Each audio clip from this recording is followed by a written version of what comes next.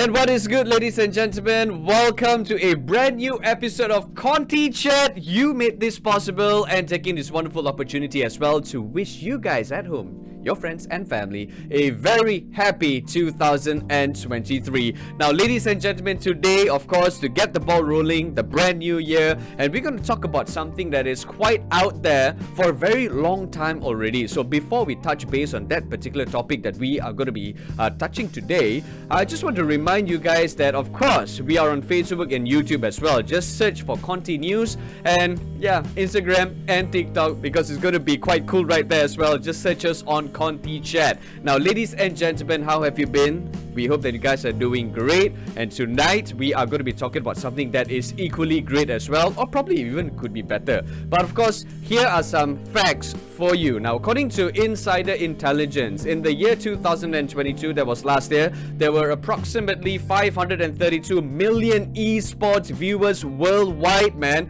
It's almost just a little bit more to the viewership of an Olympic game, whether it's going to be held in a certain country, so on and so forth.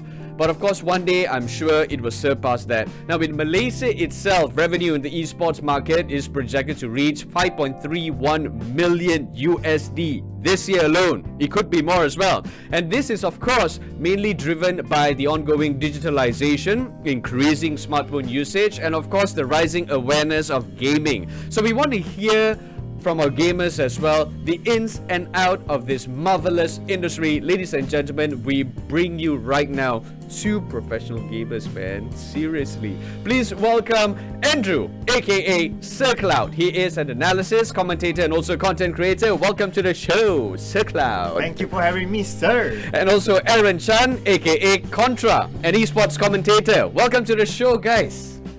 Hi guys, and I'm so honored to be here. I heard this is gonna be the first show of the year. The first show of the year, man. I mean, we are here and it's been great so far. We continue bringing in awesome guests just like the both of you. Yeah, so thank you so much for being here again. Now, when it comes to gaming, right? Remember those days when we tell our friends and our parents as well that, hey, you know what, mom, dad, we actually want to play some games, and then the rotan will come our way. Do you remember that incident? Andrew, how did you overcome the whole situation altogether? Absolutely. Well, here's the thing, right? You just need to please your parents first. Oh, so you do your homework first, You gotta do your homework first, gotta get it settled. They ask you, okay, rewrite this karangan again and do that. Okay, you just do it, and then after that you give the puppy eye look, and you say that, can I have some playtime? And then, okay, yeah, you get some playtime. You lucky guy, you know. If I give one puppy eye look, one more rotan will come my way, man.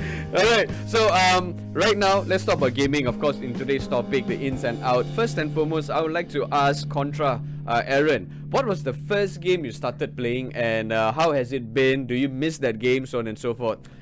The first game I really have to recall because I played a lot of video games when I was young, but I remembered my mom had a Nintendo. It was like a NES. She loved Super Mario and all the Donkey Kongs and whatever game that you can imagine. Sonic, remember Sonic? Oh yeah, even Sonic. There was also for another console for it as well. Correct. That's probably one of the best games out there during those times, and that's like what I've been spending my time on as a child. So I guess I'm quite thankful for my mom, because she's the cool mom and I have a really strict dad, so you know which one holds the rotan lah. There's balance lah, SirCloud, right? There's balance in the family, so that's a good thing, you know. So if let's say if you don't perform playing game, then the father will come in. See, I give you book, you don't want to read. You ask you play game also, you also lose, so on and so forth. Now, SirCloud, the games that you played, and of course, how has things changed this time around? Of course, digitalization lah, you know, when it comes to all the graphic cards and all the FPS, so on and so forth. It's getting more and more intense, I would say. I would say, yeah, it's getting more globalized. Now, the esports title that I played back then was Counter-Strike. Oh. It started from 1.0 Talking about 1.6. Talking about CS. Okay, go on. Yep, starting about that. Yeah, it brings a lot of nostalgic memories. Yeah. I go to the CC, you meet your friends, you brawl, you play there, and then you join tournaments and all that. And then Dota came in, I was still at the CC playing that until the internet era that was affordable at home came by. And that's where it just went all the way. you start to connect with people that it's not within your area. Before this, it was always like CC, you see the same people. Yeah. But then again, when the internet era came and it's accessible at home, and that's where I got a decent PC at least. That's where I started to discover people from outside of Malaysia even. Right. Yeah. Wow, okay, wait, you discovered people from outside of Malaysia. That means back then itself, your internet connection was very good lah. Yeah, that's actually a really good point. Yeah. Early Because you have to 2000s. connect through LAN. and Exactly. stuff. I remember that dial-up thing, no? That kind of stuff, you know. But yeah, but fantastic. You know, you had the opportunity to do so, right? Now, circa 2000s, we talk about cyber cafe, CC, right? So that's why we call it the battling station. Hey guys, want to battle it out? So you know where to meet me lah. I'll be at the CC, the nearest CC nearby. And of course, these days, I don't think so. It's quite relevant anymore. Would you say that? I think like times have definitely changed where you've mentioned digitalization and ever since the pandemic, it definitely has affected business like that. Yes. So prior to that, you can already see that many families, whether if it's for students or so, they start getting themselves laptops for their daily use, whether it's entertainment or studies or work.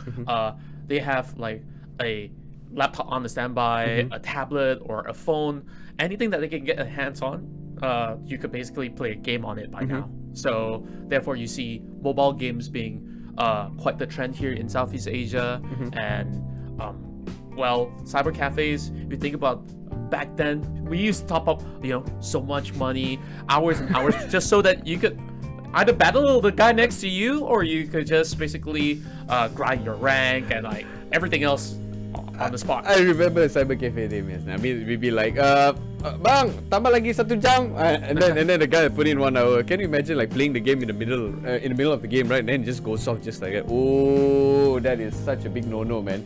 Cyber cafes. Do you think in the future, especially not just here in Malaysia but globally, that we would have a different type of cyber cafes whereby people just come and join at a particular building or whatsoever, being provided phones to play some mobile games?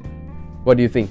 Well, I think for that, maybe not, because right now we know phones are very portable. You can even go to the mama and see a group of friends playing mobile games at the mama. But what I would think cyber cafes will evolve into the future, and that is what's happening right now with some of the local cyber cafes, is that they are evolving it into an education center. Okay. As well.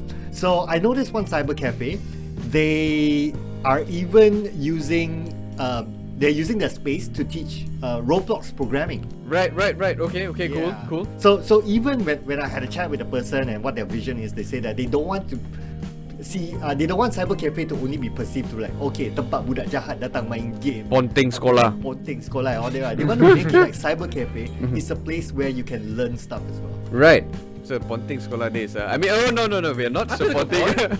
I don't know We're not relate. supporting anything when it comes to Ponting sekolah. Okay, so kids, please go to school. And parents, make sure your kids go to school. Now, the current state of esports in Malaysia, what do you think about it, and how far do you think Malaysia can represent itself on the global scale? Ooh, this is quite a vast question. Because remember when, if I'm not mistaken, it was pitched back then itself by some of the ministers in office that at the end of the day they are trying to make this like some sort of a global sporting event whereby one day it could be an Olympic game or something of some sort. Yeah, I do think that from what we all started with, it has definitely developed in quite the rapid pace for the past decade. But of course, there's also ups and downs within some of the years. I think like one of fondest years where I see Malaysia in general thrive in the esports stage is that we had so many events happening here with the ESL 1 Conty. We had even the Dota majors here that happened in Axiata Arena, and so many more. Mobile Legends World Championship, you name it. And the list goes on and on. Like we had so many major events that were held here in Malaysia just a couple of years back. And in terms of like player base, it's always been growing, and there's been a lot more platform for many aspiring players, athletes to start contending. Of course, we're still getting there to match up against, let's not look too far away. Perhaps like the rest of Southeast Asia and the rest of Asia. Right. Sir Cloud, do you think that parenting plays an important role in this? But we will get your answers right after this. As we, right here on Conty Chat, we are going for a quick break, so don't go anywhere. We'll be right back.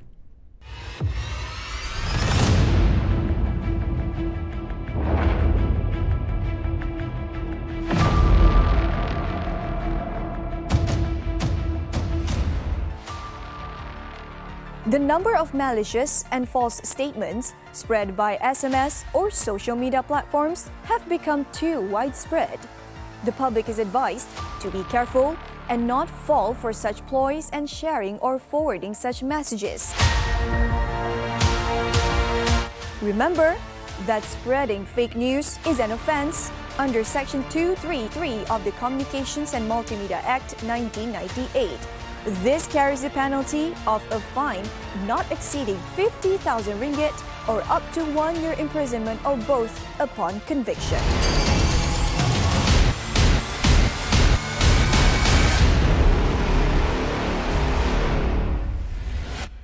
Thanks for staying with us right here on Conty Chat. And right now in the house, we've got Andrew, aka Sir Cloud, and we've also got Aaron Chan, aka Contra. Now, they are commentators and they are gamers as well. They've been in the industry for a very long time. So we are talking about the gaming industry as a whole, not just in Malaysia, but of course, globally. Now, Sir Cloud, yes, it was the question that I asked you before the break was, do you think parenting plays an important role to mold future gamers out there? Because back then in my generation, when you talk about playing games, right, it's not going to come easy.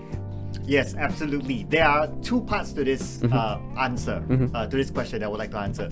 Number one is moderation. Of course, we need to. There needs to be a level of moderation for the children as well. Like they need to know when to stop, Right. when to balance their life, do their homework, balance it with all other activities and so on and so forth. So that's one that the parents need to be aware of. Number two is embracing the new technology, this new digitalization aspect. Because there are parents that I speak to and they say that, oh, okay, no, this is absolutely no, we're not going to allow our children to have tablets and all that. But if you kind of think about it, if you don't allow them to embrace this or to explore this, number one, they will fall back in terms of technology understanding because this is gaming is about technology. Number two, if you disallow them to do it and not embrace their passion and their interests, they will end up rebel. They might hide and play on their own, and you wouldn't even know it, and the effect's going to be worse. Oh, do you share the same sentiments? I would say so as well, and I think like parents may have had a lot of concerns of their children not focusing on either their work or studies, and there's so many things involved, but they also have to look at some of the benefits of gaming. And when they focus into gaming, a lot of all of these games in recent times have been a lot more complex, where a lot of problem solving skills are required, and I think like there's a lot of good things to take away from it. Like whether if you're playing The Sims, you want to learn how to decorate a house, like a simple game like that, like there's a few things that you could basically take away. But going back to for parenting on what needs to be done overall, would they need to worry about their children in that sense? I think like now coming with the new era, just like what Sir Cloud said. Now, you are also a commentator. You have expanded yourself not just by playing games, but also a commentator. Tell us your journey about being a commentator. Oh, hey, I started back in 2017. Back then, I was just probably like a graduate looking for a job, and before I even get to the point of being a commentator, I had the experience of joining a lot of amateur tournaments. And in my very first tournament, literally like what you've mentioned earlier on, I was in a cyber cafe, just casually playing my game while waiting for one of my classes to happen. And somebody tapped on my shoulder and said, hey yo, can I talk to you later on? I'm like, I'm in the middle of the game. Like, can we talk later? So I was just like, after I was done with it, and he came up to me and said, you're really good at playing that role, and there's a tournament coming up. How about this? So let's join and see how far we go. I don't even know that guy, right? So I joined with a random bunch of strangers, and compared to everybody else who are the competitors of the tournament, we were the underdogs. Okay. And of course, everybody has a certain rank on their ID, and mine was like everyone was like really low. But for some reason, we've beat 7 to 8 other competitors, and we went to the grand finals. Right. So for the first time ever, I have experienced what it feels like to be on a stage with a commentator here commentating all the stuff that I do. And at first I was like really nervous, right? Like never experienced this before. I don't know what people would think about me. Like people thought that I was a jock back in university. It's like, oh, looks like this guy is just another gaming kaki lah. So that moment was special to me because like, well, I was nervous on stage. When I made a play happen, and that's where like the commentator comes in and is like, Contra did a 5-man knockup, and there he goes, he wipes out the whole team. It make you felt like you were, if you're in football, you're probably Messi at that moment. Wow. Right? Like, Yeah. so that really made me felt something that I couldn't explain myself. I went down, I talked to the dude, and it's like, hey, that was really cool what you did there. Though I didn't think that it was that huge of a play, that gave me confidence. Right. And I had a chat with him for a bit, and eventually, the same company where he worked at, I actually had this pop up on this game that I always play, and they were putting an article up, and I asked my friend, it says that I'm looking for a shoutcaster, which is technically a commentator, and I give it a go. I asked my friends, it's like, hey, do you think that like this could be something that I could do for a long time? And they're like, hey, you like to talk a lot of stuff every time in game. Yeah, Just why go for not, it, right? Just try, yeah. Yeah, and little did I know that signing up for that, I was fortunate enough that I was giving training by the then company, Arena. So I was under the belt, and I saw the same guy there. Oh, okay. Yeah. So it's good that in a way, like somebody, I wouldn't say like he's the full inspiration to it, but like that also drive me to do better, because like if he did that to me to make me feel that great, I want to in a way return the favor to everybody else playing on stage. Back then when gamers were looked upon as losers and stuff like that they wouldn't do anything with their life, and then in more recent years you hear gamers earning millions, and now people start paying exactly. attention. So why are we working a 9 to 5 these days? Right. Can we just be a professional gamer? And just like what you just mentioned, gaming is more than just sitting and doing nothing and just being a couch potato. Now you have mentioned that as well, that's actually what a myth, Sir Cloud. So tell us about that one, and what is gaming actually to you and what it should be. Well, gaming, I would say gaming has a lot of elements to it, right? If you talk about playing the game per se, it is there is a lot of thought process behind it. And what I find, especially if you were to game, is that it actually does train whether it's your motor skills or your critical thinking skills, your problem solving skills, and even your communication skills as well. You play a multiplayer game. Right. But if you venture in the next level, if from gaming you move on to esports, you want to be an esports athlete, that is where you need to learn the disciplines of actually how to play professionally or how to play properly, what type of trainings, what type of discipline, even down to the type of food that you eat. Just like any other athlete, like a football athlete, volleyball athlete, whatever it is actually similar in terms of the practices and also the discipline that needs to be within an aspiring athlete. All right. So it's just not sitting down there, eating chips, playing games, waiting for your turn. So much more. It's just so much more than that.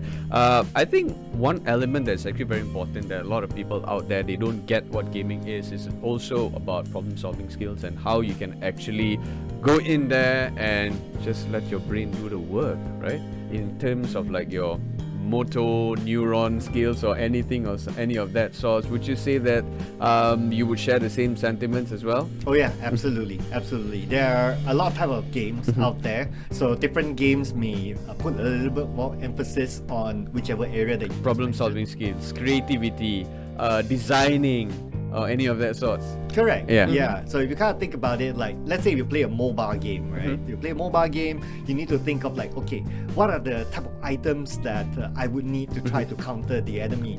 And if you really break down all that, it is actually it's like solving math.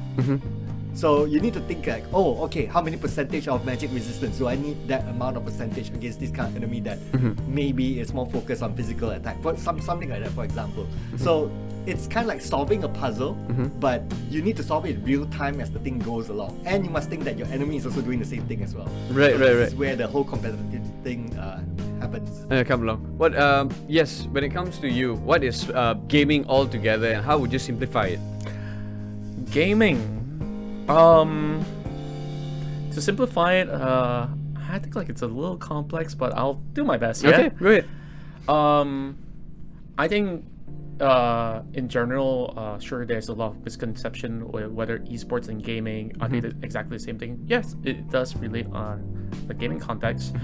Gaming has always been looked at as leisure, fun, and all that. Now, esports is very much making a career out of it. It's just like if you're gonna be if you like playing football, does that make you a great footballer? Are you a professional footballer? So I think there's a very huge difference in that, and I hope that the people listening out there would also understand that okay, there is a major difference. So that's where what Sir Cup said, balance is very important. And I think like gaming, if I were to really sum it up, I think it brings people together. Oh. Yeah, gaming brings people together. I remember very well when I was younger, I got introduced to this game. I started meeting a lot of friends online, which I've never seen their faces. I don't know how they look like, what their background is. Are they rich? Are they poor? But most importantly, everybody's having a really good time. And one day they decide to go to Mama. Oh, it's you. Let's finally hang out after X amount of years, right? Right. And then you finally get to see them, and that feeling is wonderful. It has brought me friends by working in this industry. It's brought me a lot of friends from all around the world that I met virtually and then in real life. Right.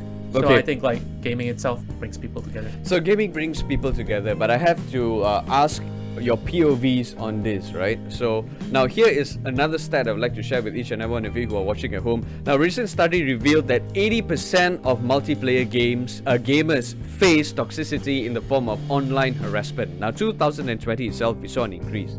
Thanks to the MCO. Well, no thank you.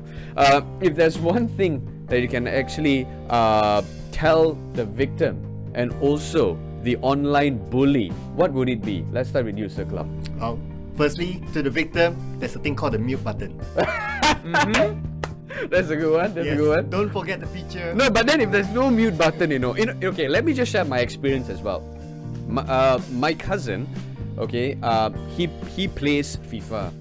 This dude, right, actually exited the game, took the opportunity to message him personally via console, and told him that if it wasn't for his keeper being a particular skin tone, your keeper wouldn't have actually saved lots of shots. Which means to say, that particular esports brand is actually racist and biased.